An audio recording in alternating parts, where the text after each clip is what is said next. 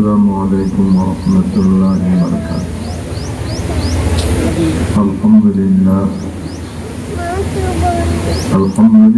نحمده ونستعینه ونستغفره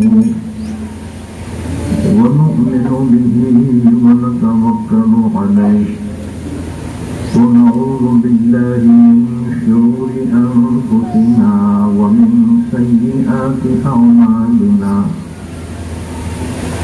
من يهده الله فلا مضل له ومن يضلل فلا هادي له ونشهد أن لا إله إلا الله وحده لا شريك له ونشهد أن سيدنا ونبينا ومولانا محمدا عبده ورسوله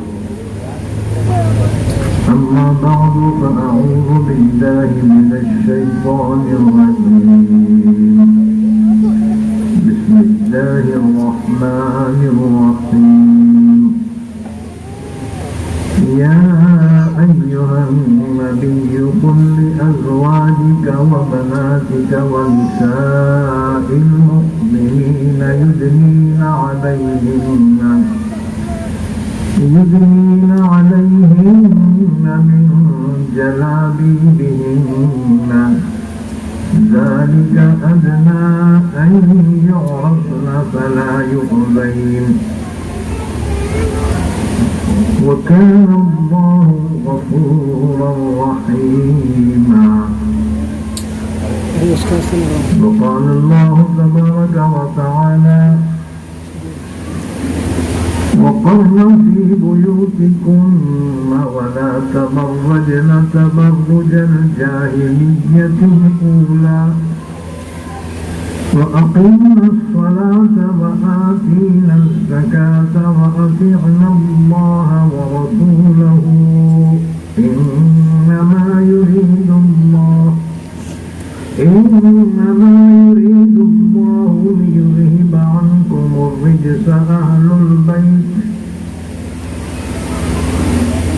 ليذهب عنكم الرجس أهل البيت ويطهركم تطهيرا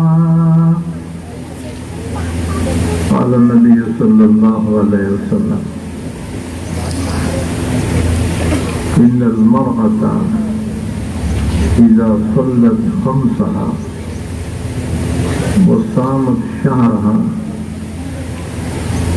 وأطاعت بعلها وأحسنت فرجها بل تدخل الجنة من أي باب شاءت أو كما قال عليه الصلاة والسلام۔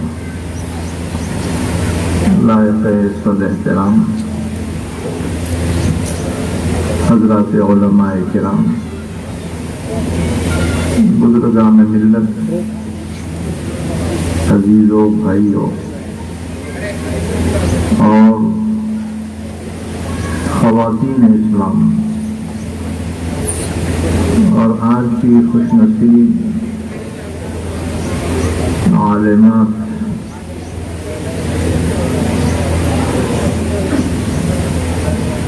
پیاری بچیاں، میں نے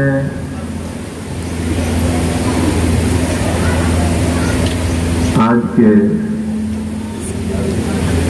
اس جلسے سے متعلق قرآن کریم کی 2 آیتیں اور رسول اللہ صلی اللہ علیہ وسلم کی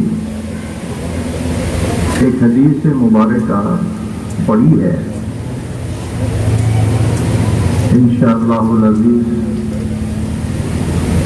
مختصراً وقت میں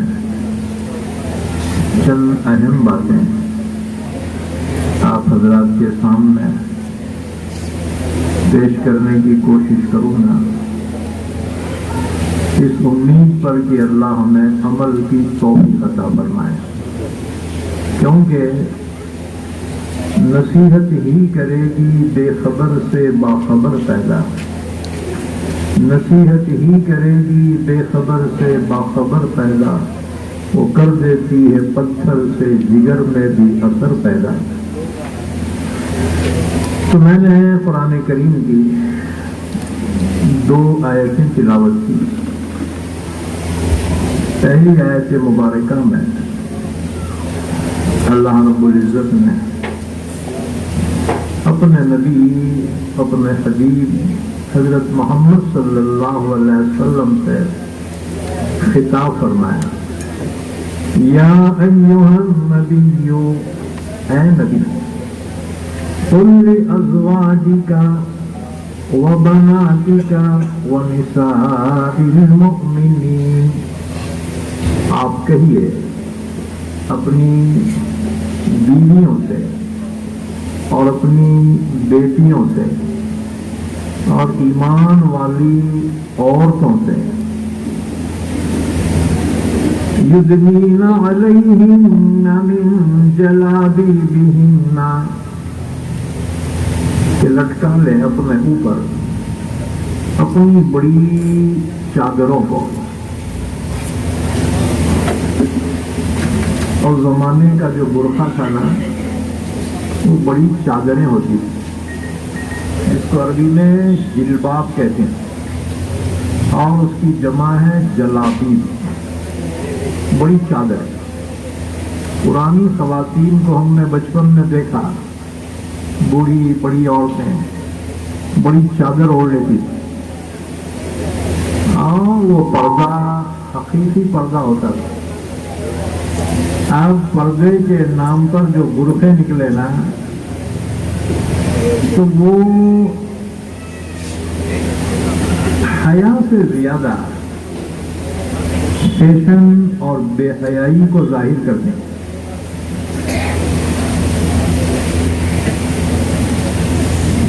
اور اصل عورت کے لیے زیور حیا ہے،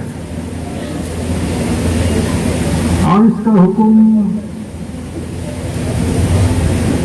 ازواج مطہرات کو بھی ہے۔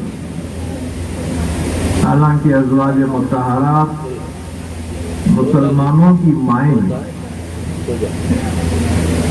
اللہ نے فرمایا، النبی اولیٰ بالمؤمنین من انفسہم، نبی کا حق ایمان والوں پر ان کی جان سے بھی زیادہ ہے۔ اس لیے ایمان والے نبی کے شان میں اپنی جان قربان کر دے۔ النبی اولیٰ بالمؤمنین من انفسہم وازواجہ امہاتہم، اور نبی کی بیویاں ایمان والوں کی مائیں، اس لیے ان کو امہات المومنین کہا جاتا ہے۔ اور رسول اللہ صلی اللہ علیہ وسلم کے نکاح میں 11 بیویاں تھیں، اور باقی مسلمانوں کے لیے حکم ہے صرف 4 کا۔ فَانكِحُوا مَا طَابَ لَكُم مِّنَ النِّسَاءِ مَثْنَىٰ وَثُلَاثَ وَرُبَاعَ، اگر ایک کافی نہ ہو تو 2 سے، 3 سے، 4 سے نکاح کی اجازت، لیکن شرط لگائی انصاف، اگر انصاف کر سکتے ہو۔ فَإِنْ خِفْتُمْ أَلَّا تَعْدِلُوا فَوَاحِدَةً، اگر انصاف نہیں کر سکتے تو ایک کافی۔ محض حرص کی وجہ سے ایک سے زیادہ نکاح کرنا درست نہیں ہے کہ اس کے حقوق ادا نہ کر۔ تو رسول اللہ صلی اللہ علیہ وسلم کے لیے کوئی فگر فکس نہیں تھا، اللہ جب تک اجازت دیتا رہا آپ نکاح کرتے رہے، یہاں تک کہ اللہ نے فرمایا، اے نبی اب بس، اب آپ کے لیے کوئی عورت اب حلال نہیں ہے۔ حضور صلی اللہ علیہ وسلم نے پھر کوئی نکاح نہیں فرمایا۔ آئیے حافظ صاحب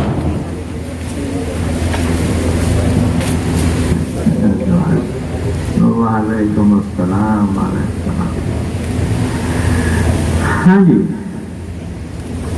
تو آپ صلی اللہ علیہ وسلم کی 11 بیویاں تھیں ازواج مطہرات. ان میں سے 2 کا انتقال حضور کی حیات میں ہو گیا تھا. حضرت خدیجۃ الکبریٰ رضی اللہ عنہا اور حضرت زینب بنت خزیمہ رضی اللہ عنہا، یہ 2 بیویوں کا انتقال حضور کی حیات میں ہوا. 9 بیویاں حیات رہیں. تو اللہ نے حکم دیا، یا ایھا النبی قل لازواجک، آپ اپنے بیویوں سے کہہ دیجئے، وبناتک، اور اپنی بیٹیوں سے کہہ دیجئے. آپ صلی اللہ علیہ وسلم کی اولاد کسی بیوی سے نہیں ہوئی سوائے حضرت خدیجہ رضی اللہ عنہا کی. حضرت خدیجہ رضی اللہ عنہا سے آپ کے 4 بیٹیاں اور 2 بیٹے پیدا ہوئے. لیکن یہ دونوں بیٹے بچپن میں انتقال کر گئے. بڑے بیٹے قاسم، اسی لیے حضور کو ابو القاسم کہا جاتا ہے، قاسم کے باوا. اور چھوٹے بیٹے عبداللہ، جن کو طیب اور طاہر بھی کہا جاتا ہے. یہ دونوں بچے بچپن میں انتقال ہو گئے. اور حضور کو اپنی باندھی ماریہ قبطیہ سے ایک بیٹا ہوا. حضور نے اپنے جد اعلیٰ ابراہیم علیہ السلام کے نام پر اس بچے کا نام ابراہیم رکھا. لیکن دودھ پینے کے زمانے میں یہ بچہ انتقال کر گیا. حضور کو 3 بیٹے تھے، تینوں بچپن میں انتقال کر گیا. اور حضور کو 4 بیٹیاں تھیں. بڑی بیٹی حضرت زینب،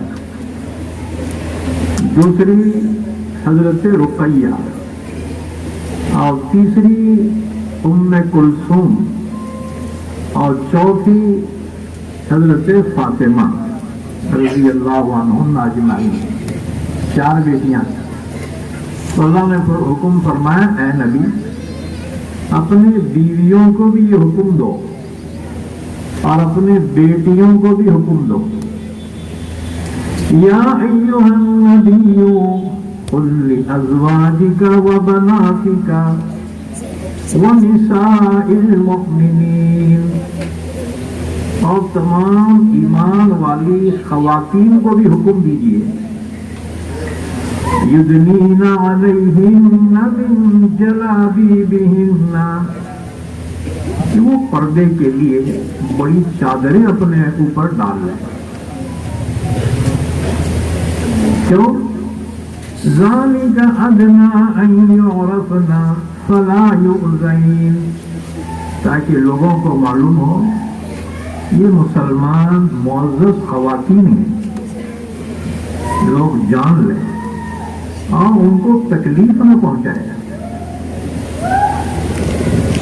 اس لیے کہ اگر معاشرے میں پردہ نہ ہو تو مکس کلچر جو ہو جاتا ہے نا،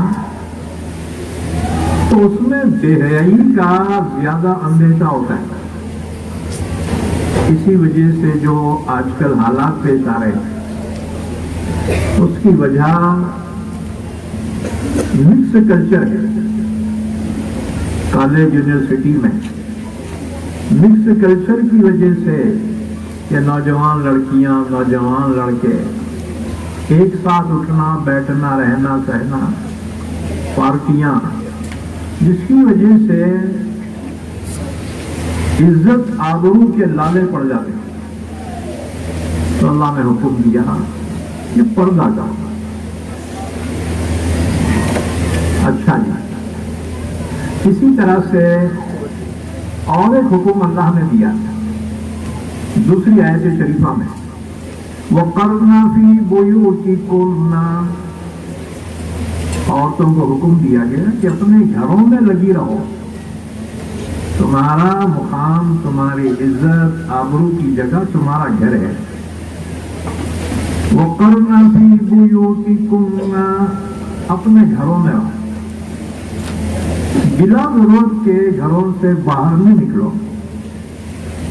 وَلَا تَبَرَّجْنَ تَبَرُّجَ الْجَاهِلِيَّةِ الْأُولَى، قدیم جاہلیت کی عورتوں کی طرح سے بن سنور کے گھروں سے باہر نہ نکلو۔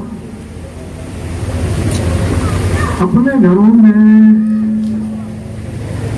رہنا ظاہر بات ہے آج کل کے آزاد زمانے میں بہت مشکل ہے۔ موبائل، ٹی وی، یہ ایسے گھن ہیں جو اسلام کے معاشرے کو اندر سے کھا رہی ہیں۔ ہم سمجھ رہے ہیں ہماری بچیاں تو قابل اعتماد ہیں، لیکن جب برے رزلٹ آ جاتے ہیں نا تب یہ روتے ہیں اماں بابا کہ یہ کیا ہوا۔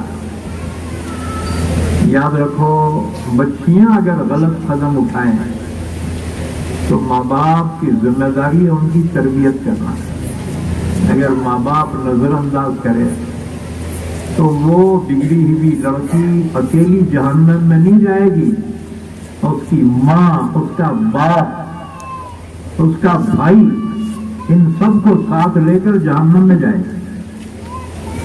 ذمہ داری ہے صحیح اچھی تربیت کرنے کی، اور یہ تربیت ایک ماں کر سکتی ہے۔ لہذا اگر وہ ماں قرآن اور حدیث کو جاننے والی ہو تو اس کی اولاد کی صحیح تربیت وہ کر سکتی۔ اسی لیے اپنی بچیوں کو عالم بنایا جاتا ہے تاکہ وہ اپنے نسل کی دینی تربیت کر سکے اور ان کو گناہوں سے بچا سکے۔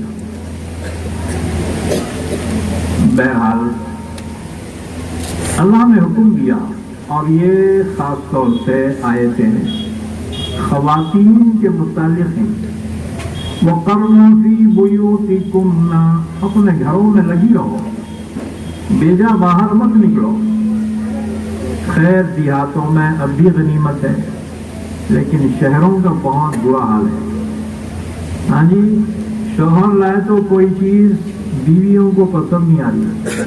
ہاں جی، کیا اٹھا کے لائے اجاڑ منہ کا، تنگ تنگ آگے پیسے دیتا، بیگم اب تمہیں کیا لانے کا ہے، تمہاری چوائس سے لانا، اب تمہارے بھی لاؤ، میرے بھی کپڑے تمہیں خرید کے لاؤ۔ اب یہ بیل پورے اختیار دے دیا اس کو، اب وہ مار سے بڑھتا۔ اللہ کلکم راعی وکلکم مسئول عن رعیتہ، تم میں سے ہر ایک اپنے ماتحتوں کا ذمہ دار ہے۔ اللہ ماتحتوں کے بارے میں سوال کرے گا، اپنے بیوی، اپنے بچے، اپنی نسل کا ذمہ دار ہے، ان کے بارے میں پوچھا جائے گا۔ ذمہ داری سے وہ پیچھا نہیں چھڑا سکتا کہ نہیں اولاد سمجھدار تھی، نہ۔ یا ایھا الذین آمنوا قوا انفسکم واہلیکم نارا، ایمان والو اپنے آپ کو بھی جہنم سے بچا لو، جہنم کی آگ سے بچا لو اپنے آپ کو، اور اپنے گھر والوں کو بھی جہنم کی آگ سے بچا لو۔ اصل میں بگاڑ کی ایک وجہ یہ بھی ہے غلط ماحول۔ ماحول کی وجہ سے انسان سدھر سکتا ہے، برے ماحول سے انسان بگڑتا ہے۔ نمازی آدمی بے نمازیوں کی صحبت میں رہے تو ایک نہ ایک دن اس کی نماز ضرور چھوٹے گی. یہ ہو ہی نہیں سکتا کہ وہ پابندی رہے قائم. صحبت کا اثر ہوتا ہے. اور دوسری وجہ یہ ہے انسان میں صبر کا مادہ نہیں رہا, خصوصاً عورتوں میں صبر کا مادہ نہیں رہا. اڑوس پڑوس کی عورتوں کو دیکھ کر چاہتی ہیں کہ خوشحالی ہمارے گھر میں بھی آئے, اور اسی وجہ سے شوہر سے تقاضا کرتی ہیں. وہ بیچارہ حلال روزی سے خواہشات پوری نہیں کر سکتا تو حرام میں مبتلا ہوتا ہے, چوری میں, جھوٹ میں, خیانت میں. کس کے لیے کر رہا ہے؟ کہ ان کے چونچلے پورے کرنے کے لیے. اگر یہ تھوڑا صبر کر لیتے روکھے سوکھے پر, اور اللہ ہر دن ایک جیسا نہیں رکھتا. اللہ تعالیٰ نے فرمایا فَإِنَّ مَعَ الْعُسْرِ يُسْرًا إِنَّ مَعَ الْعُسْرِ يُسْرًا. آج تنگی ہے, کل اللہ خوشحالی عطا فرمائے گا. ضروری نہیں ہے کہ انسان ہمیشہ پریشان رہے, ہمیشہ تنگست رہے, بلکہ یہ تو آزمائش ہوتی ہے اللہ کی طرف سے. ذرا صبر کرے, اور یاد رکھو آزمائش ایمان والوں ہی کی اللہ لیتا ہے, کافروں کی اللہ آزمائش نہیں کرتا. آزمائش ایمان والوں کی ہوتی. دیکھیں کون ثابت قدم رہتا ہے. حضور کے زمانے میں ایک عجیب واقعہ پیش آیا, وہ واقعہ سنا دو آپ. میاں بیوی ہیں, زندگی خوشحال گزر رہی ہے, اور ایک دوسرے کی بڑی محبت. رات میں شوہر نے جب آنکھ کھلی تو بیوی سے کہا کہ بیگم ذرا پانی پلاؤ. وہ پانی لینے کے لیے گئی. جب پانی لے کر آئی تو شوہر کی آنکھ لگی, وہ پھر سو گیا. اب بیوی نے سوچا کہ ان کو پیاس لگی ہے, ہو سکتا ہے رات میں کسی وقت آنکھ کھل جائے, تو مجھے پانی لے کر حاضر رہنا چاہیے. پانی لے کر رات بھر کھڑی رہی شوہر کے سرانے. اچھا اس کی آنکھ نہیں کھلی, فجر کو کھلی آنکھ. جب آنکھ کھلی تو دیکھا بیوی کو کہ پانی کا پیالہ لے کر کھڑی ہوئی ہے. تو پوچھا بیگم کیا وجہ ہے کہ تم رات سے اسی طرح کھڑی ہو؟ اس نے کہا جی ہاں, کیونکہ رات میں کسی وقت تمہاری آنکھ کھلیں گی, پیاس لگی ہوئی ہے, کہیں ایسا نہ ہو میں سو جاؤں آپ پیاسے رہ جائیں. اب ظاہر بات ہے اتنی فرما بردار بیوی پوری رات شوہر کے سرانے کھڑی رہی پانی لے کر. اب دنیا میں ایسا واقعہ ایک بیوی رات بھر شوہر کے سرانے پانی کا پیالہ لے کر کھڑے ہو, اس زمانے میں تو ناممکن ہے. ہاں اس کا الٹا ہو سکتا ہے, بیوی کے سرانے شوہر لے کے کھڑے ہو جائے گا پیالہ پانی کا رات بھر. کیوں؟ اس لیے کہ اس کے خالی دیواریں ہیں گھر کے, گھر کے اندر پورا سامان جو ہے نا پورا عورت کا دیا ہوا ہے, تو اس کا احسان ہے اس سے انہیں رات بھر کھڑے رہ سکتا ہے. لیکن وہ بیوی بھی کیا فرما بردار بیوی ہو. یاد رکھو فرما بردار بیوی دنیا ہی میں جنت کی حور ہے. قدر کر لو. بعض نالائق شوہر جو ہیں مارنا اپنا حق سمجھتے ہیں, بات بات پر مارتے ہیں. اللہ کے نبی نے منع فرمایا, خبردار عورت औरतों के बारे में तुम मेरी नसीहत कबूल कर लो। हुजूर ने फरमाया ये टेढ़ी पसली से पैदा की गई है, अगर तू एकदम इनको सीधा करना चाहे ये टूट जाएंगी, सीधा नहीं होगा। और अगर तू यूं ही छोड़ दे तो हमेशा टेढ़ी की टेढ़ी रहेगी ना। हिकमत के साथ, मसलियत के साथ, प्यार मोहब्बत के साथ भी तो जिंदगी गुजारी जा सकती है। तो मैं ख़वातीन और इस्लाम की बेटियों से यही बात कहूंगा कि जरा अपने अंदर सब्र पैदा करो। सब्र के साथ जिंदगी बड़ी खुशहाल होती है।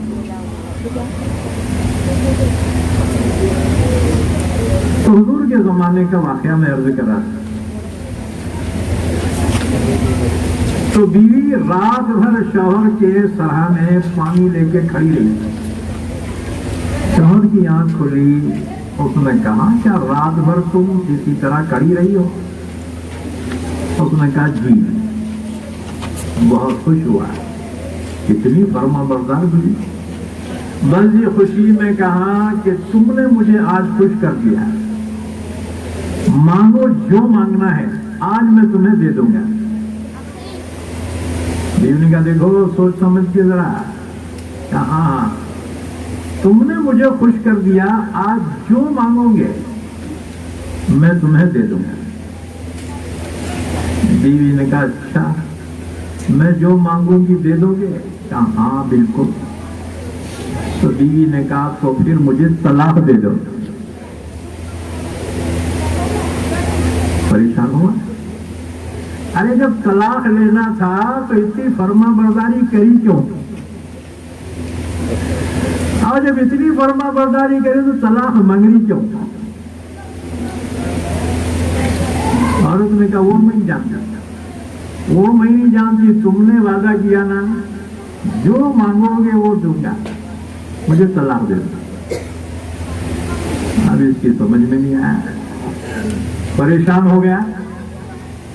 एक तरफ तो इतनी खिदमत और दूसरी तरफ तलाक मांगी। शौहर ने कहा मेरे समझ में नहीं आ रहा। अबुल फजर अल्लाह के नबी सल्लल्लाहु अलैहि वसल्लम की खिदमत में वहीं अर्ज करेंगे और फजर में हुजूर के पास गए।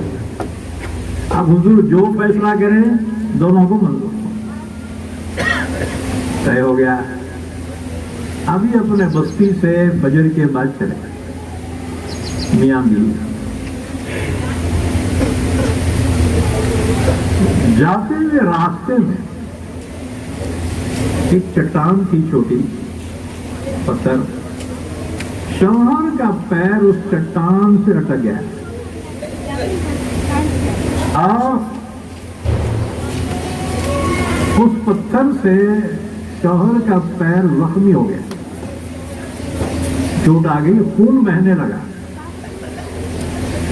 बस जी बीवी ने फौरन अपनी ओढ़नी ली और एक किनारे से उसको फाड़ दिया और अपने शौहर के उस जख्म पे बांध दिया।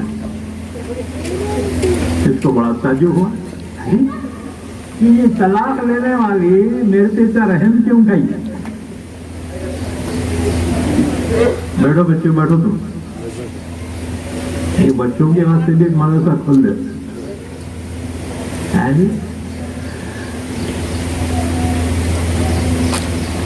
तो जब शौहर वो चट्टान से टकरा गया, उसका पैर जख्मी हो गया, खून बहने लगा।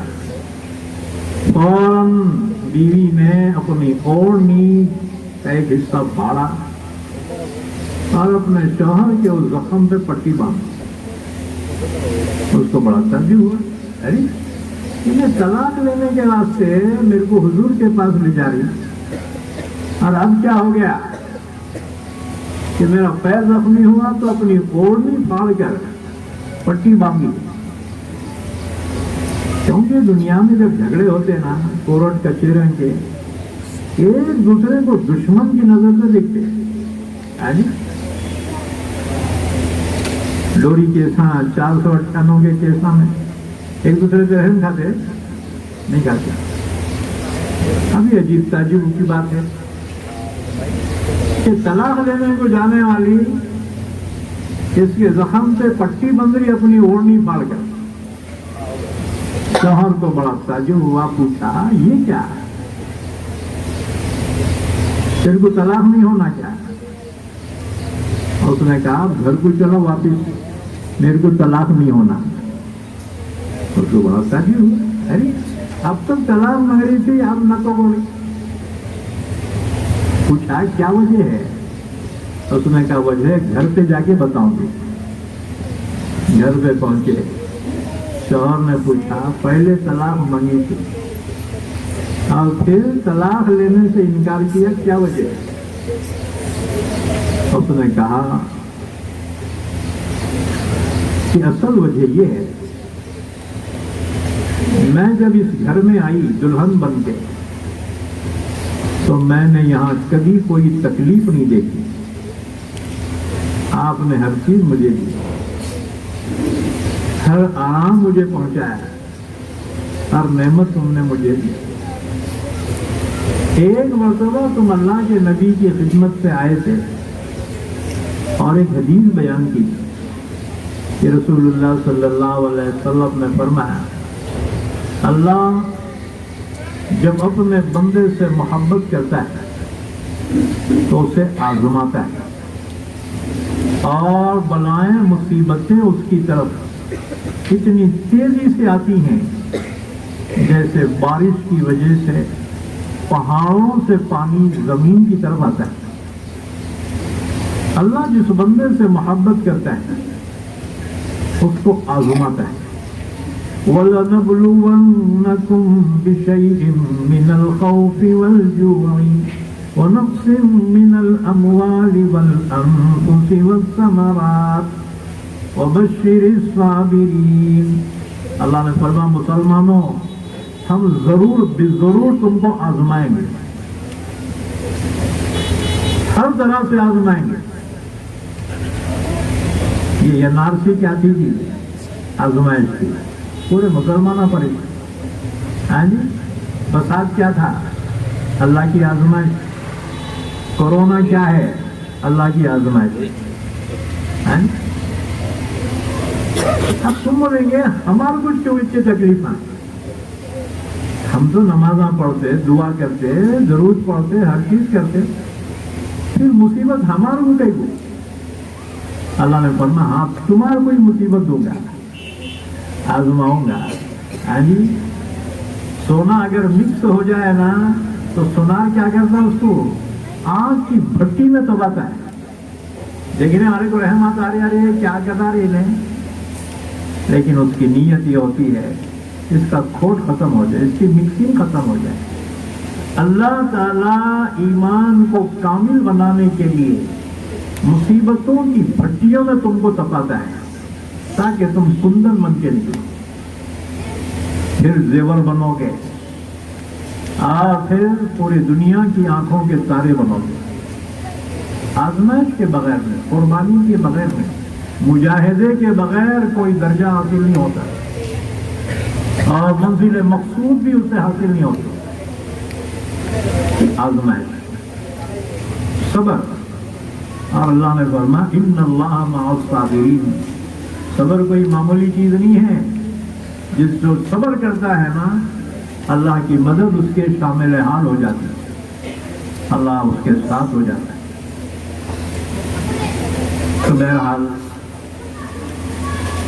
اس نے کہا تم نے اللہ کے نبی کی حدیث بیان کی. اللہ جب کسی بندے سے محبت کرتا ہے اس کی طرف بلائیں مصیبتیں اتنی تیزی سے آتی ہیں جیسے بارش کے زمانے میں پہاڑوں سے پانی زمین کی طرف جس تیزی سے آتا ہے. کہنے لگی میں جب سے اس گھر میں دلہن بن کے آئی میں نے کوئی تکلیف نہیں دیکھی. تو مجھے خیال آیا کہ کہیں تم منافق تو نہیں ہو, کیونکہ اللہ مخلص ایمان والوں کو آزماتا ہے. اور تمہارے گھر میں کوئی تکلیف نہیں ہے تو کہیں ایسا تو نہیں کہ تم منافق ہو گئے؟ اسی لیے میں نے تم سے طلاق کا مطالبہ کیا تھا، لیکن جب ہم اللہ کے نبی کی خدمت میں جانے لگے تو راستے میں تمہارے پیر کو اس چٹان سے زخم ہو گیا، خون نکلا، تو میرے دل میں خیال آیا کہ تم منافق نہیں ہو، تم ایمان والے، اور یہ زخم کا لگنا یہ اللہ کی طرف سے ایمان والوں کے لیے آزمائش ہے۔ بس میں نے طلاق لینے کا ارادہ ترک کر دیا۔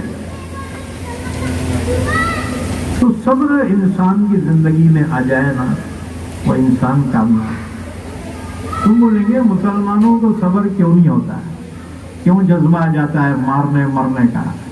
اس لیے کہ گوشت زیادہ کھاتا ہے، گوشت جب کھاتا نا اس کی گیس بنتی، ابھی گیس نیچے سے نکلی نا غنیمت ہے، نہیں تو اوپر چڑھتی ہو، جب سینے میں آتی نا دل پھڑ پھڑ بولتا ہے، انہیں بولتا ارے کیا اٹیک آ رہا کیا ہے؟ اٹیک نہیں رہتا، لوگ بیماری سے کم مر رہے، ہیبت میں زیادہ مر رہے۔ کورونا سے لوگ اتنے نہیں مرے، ہیبت میں زیادہ مرے۔ اچھا جی، اب اس کے اوپر بڑھتی ہے وہ گیس دماغ میں، دماغ میں جب پہنچتی ہے تو دماغ میں جذبات پیدا ہوتے ہیں۔ اس لیے دنیا میں لڑنے مرنے والی قومیں وہی ہیں جو گوشت کھانے والی ہیں۔ اب جو ترکاری کھاتا نا، گھاس کھانے والی بکری کبھی نہیں لڑتی، یعنی گوشت خور ہی لڑ سکتا ہے۔ تو ہمارے کو صبر کیوں نہیں ہوتا؟ دن رات گوشت۔ ایک بات یاد رکھو، گوشت میں شفا ہے۔ اب ڈاکٹر بولتے ہیں مسلمانہ گوشت بہت کھارے، نکو کھاؤ جی تم گوشت، تمہاری صحت اچھی رہتی، بی پی بھی اچھی رہتی، شوگر بھی اچھا۔ ہم کہتے ہیں کم وقت تجھے کیا پتا، ہماری شفا تو گوشت میں ہے، تمہیں کیا معلوم ڈاکٹر؟ لیکن نقصان گوشت میں نہیں ہے، مسالے میں ہے۔ مسالے ڈال دو نا، تیل مسالے، یہ ہے بیماریوں کی جڑ۔ ورنہ اللہ نے گوشت کو حلال کیا، اس میں جو ہے بیماری ہو ہی نہیں سکتی۔ بہرحال اب رہے گی یہ بات، اپنی بچیوں کی اچھی تربیت کرے اور بچیوں کا نکاح کر دے۔ اب وہاں پر مسائل پیش آئیں گے۔ ہاں جی، اس دنیا میں عورت پر ظلم کرنے والا مرد نہیں ہے، یاد رکھو۔ یہ زمانے میں کرتا ہوں گا، اس زمانے میں عورتوں پر ظلم کرنے والی عورت ہے، ساس کی شکل میں، ننند کی شکل میں، یہ سور پھونکتی ہے، کانا بھرتی، ماں بیٹے کے کان بھرتی، ہاں جی، بہن بھائی کے کان بھرتی۔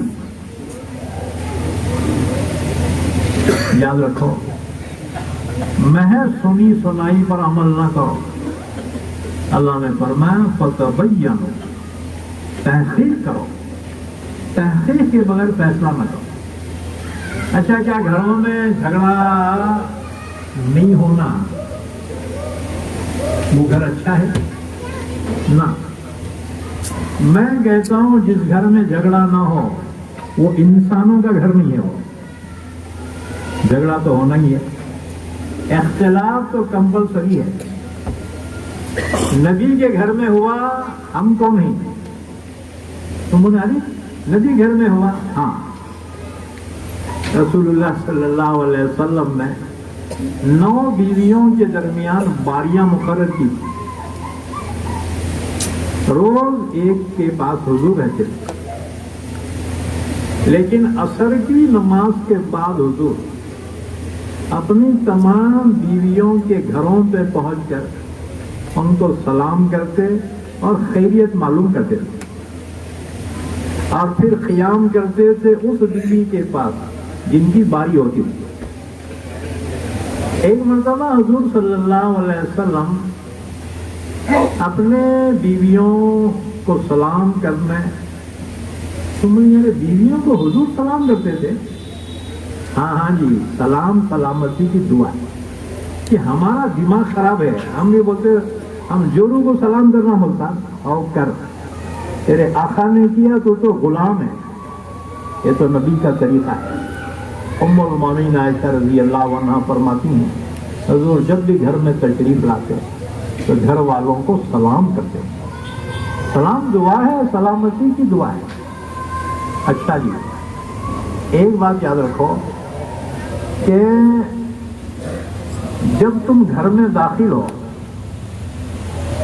اگر بسم اللہ کہہ کر سلام کر کے داخل ہو، اس گھر میں جھگڑا نہیں ہو سکتا، کیونکہ شیطان وہاں سے بھاگ جاتا ہے اور اپنے ساتھیوں کو بولتا ہے چلو رے، لا مبیت لکم ولا عشاء، یہاں نہ رات کا ٹھکانہ ہے اور نہ یہاں کھانا ملنے والا ہے، بھاگ جاتا ہے، جھگڑا ہی نہیں ہو۔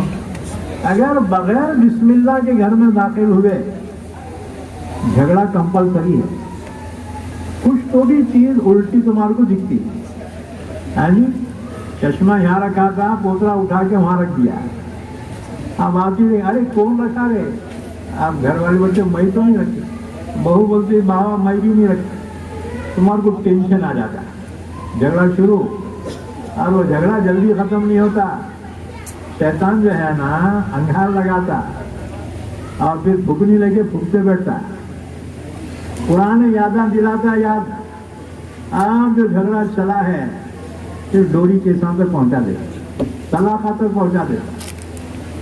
اس لیے اپنے گھروں میں داخل ہو بسم اللہ کہہ کر اور سلام کر کے داخل، اس گھر میں سکون ہوگا۔ بہرحال رسول اللہ صلی اللہ علیہ وسلم عصر کے بعد اپنے ازواج مطہرات کے حجروں میں پہنچ کر سلام کرتے، خیریت معلوم کرتے۔ اب حضور صلی اللہ علیہ وسلم چلے، اچھا اس دن باری حضرت عائشہ رضی اللہ عنہا کی، اب حضور عصر کے بعد اپنے ازواج مطہرات کے حجروں میں چلے، حضرت زینب کے یہاں جب پہنچے تو انہوں نے کہا یا رسول اللہ صلی اللہ علیہ وسلم میرے پاس شہد موجود ہے، حضور کو شہد بہت پسند ہے، کب میں وہ پیش کرتا، ابھی کا شہد پی کے پھر چل جاتا۔ حضور نے فرمایا اچھا لا لے، حضرت زینب نے شہد پیش کیا اور حضور نے وہ شہد نوش فرمایا، تھوڑی دیر تو ہوتی نا جی۔ اب حضرت عائشہ رضی اللہ عنہ ابو بکر صدیق کی بیٹی تھی اور حضرت عمر کی بیٹی حضرت حفصہ، اسی طرح حضرت سودا بنت زمعہ، ان کی ایک پارٹی الگ، اور اپوزیشن میں حضرت ام سلمہ، حضرت زینب بنت جہش، ام حبیبہ، ان کی پارٹی الگ۔ سوگنوں میں سوگنا پن رہتا ہے، حسد تو رہتا ہی، ہاں جی، ہماری مائیں تھی قابل احترام ہمارے لیے، لیکن فطرت کو کون بدلے۔ اب وہاں دیر ہو گئی، حضرت عائشہ رضی اللہ عنہا اور حضرت حفصہ نے دیکھا کہ حضور وہ گھر میں کچھ زیادہ دیر ٹھہرے، کیا وجہ ہے؟ ان کی تو باری نہیں ہے، حضور زیادہ کیوں رکے؟ معلوم ہوا کہ حضرت زینب نے شہد پیش کیا تھا۔ اب انہوں لوگاں بولے اگر روز پیش کرے تو حضور کیا روز وہاں اس کا وقت دیں گے کیا؟ انہوں نے پلاننگ کی کہ جب حضور ہمارے یہاں آئیں گے تو ہم حضور سے کہیں گے یا رسول اللہ کیا بات ہے جی، آپ کے منہ سے مغافیر کی بو آ رہی ہے۔ مغافیر شہد کی ایک قسم کی مکھیاں ہوتی ہیں، ان کا بنائے ہوئے شہد میں لائٹ ذرا بو آتی ہے، اور حضور کو یہ بدبو سب سے زیادہ ناپسند، حضور کو خوشبو بہت پسند۔ انہوں نے پلاننگ کر لی۔ اب حضور جب تشریف لائے تو ان میں سے ہر ایک نے یہی کہا یا رسول اللہ صلی اللہ علیہ وسلم کیا آپ شہد پیے ہیں کیا؟ حضور نے فرمایا کیوں؟ کیا آپ کے منہ سے مغافیر کی بو آ رہی ہے؟ حضور نے فرمایا نہیں تو۔ اب انہوں نے پھر کہا، حضور کو ٹینشن آ گیا۔ حضور نے فرمایا اللہ کی قسم اب میں شہد کبھی نہیں پیوں گا۔ صحیح ٹینشن کی وجہ بنی نا، آپ نے ٹینشن میں آ کے کہا اللہ کی قسم میں اب کبھی شہد نہیں پیوں گا۔ قسم کھائی شہد کا پینے۔ اللہ نے آیت شریفہ نازل فرمائی سورہ تحریم میں، یا ایھا النبی لما تحرم ما احل اللہ لک۔ اے نبی کیا ہو گیا آپ؟ اللہ نے جو چیز حلال کی ہے اسے آپ نے حرام کر دی، کیوں؟ تبتغی مرضات ازواجک، بیویوں کو خوش کرنے کے واسطے، عورتوں کو خوش کرنے کے واسطے۔ بس یہ حضور صلی اللہ علیہ وسلم نے اس تنبیہ کے بعد اپنی قسم کو توڑا، ایک غلام کفارے میں آپ نے آزاد کیا، اور پھر آپ نے شہد پینا استعمال کرنا شروع کر دیا۔ تو معلوم ہوا نبی کے گھر میں بھی ٹینشن ہوئے ہیں، لیکن اس سے قائم نہیں رہنا، فوراً کمپرومائز کر لینا۔ اور دیکھو اکثر بچوں کی زندگیاں برباد کرنے والے ان کے ماں باپ ہوتے ہیں۔ ہاں جی، بچی تو اپنے شوہر کے گھر جانا چاہتی ہے، لیکن اماں بولتی ہے اگر تو گئی نا میرا مرا ہوا منہ دیکھیں گی۔ ہم کہتے ہیں مری تو اچھا ہے بڈھی ہے۔ بچوں کی زندگی تباہ کر رہے ہیں، ان کے ٹینشنوں کی وجہ سے بہو بیٹیوں کی زندگیاں برباد ہو رہی ہیں۔ یاد رکھو اپنی بچیوں کو اچھی تربیت دو، اور ان کی زندگی میں کچھ اونچ نیچ ہو جائے ان کو سنبھالا دو، اللہ کا حکم آپ کے لیے۔ بہرحال میں مبارکباد پیش کرتا ہوں اس مدرسے کے تمام ہی ذمہ داران اور خادمین کو، اور معلمین اور معلمات کو، اور بچیوں کو، بچوں کو۔ اللہ تعالیٰ ان دونوں اداروں کو قائم اور دائم رکھے۔ اللہ کام کرنے والوں کے اخلاص عطا فرمائے، للہیت عطا فرمائے، شرف قبولیت عطا فرمائے۔ آمین۔ وآخر دعوانا ان الحمد للہ رب العالمین۔